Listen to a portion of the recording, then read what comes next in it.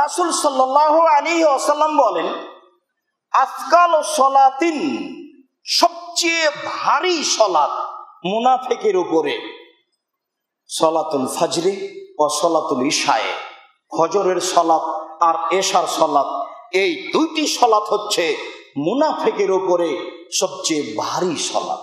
রাসূল সাল্লাল্লাহু আলাইহি সাল্লাম বলেন, মান আদরাকা আর বাইনা সলাতান ফাইদরিকুত তাকবীরাতাল উলা, কেউ যদি 40 দিন সলাত আদায় করে তাতে তাকবীরে তাহারিমা পায়।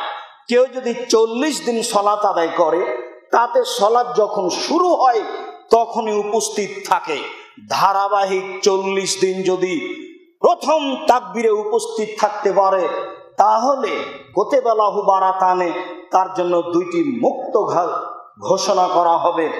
একটি মুক্ত তালিকা হচ্ছে যে মুনাফিকের নাম থেকে তার নাম কেটে দেওয়া হবে, তার নাম মুনাফিকের তালিকায় থাকবে না। 2, জাহান্নামের তালিকায় তার নাম থাকবে না, জাহান্নামের তালিকা থেকে তার নাম কেটে দেওয়া হবে।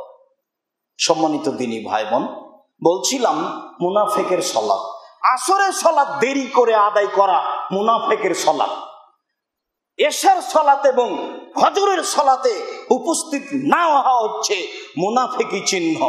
মানুষ যদি তাকবীরে তাহারিমা পায় 40 দিন তাহলে তাকে মুনাফিকের তালিকা থেকে কেটে দেওয়া হবে, যা রাসূল সাল্লাল্লাহু আলাইহি ওয়াসাল্লাম বলেন।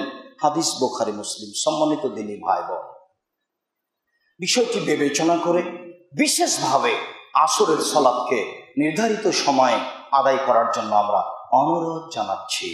আল্লাহ তুমি আমাদের কবুল করো। আল্লাহুম্মা আমিন।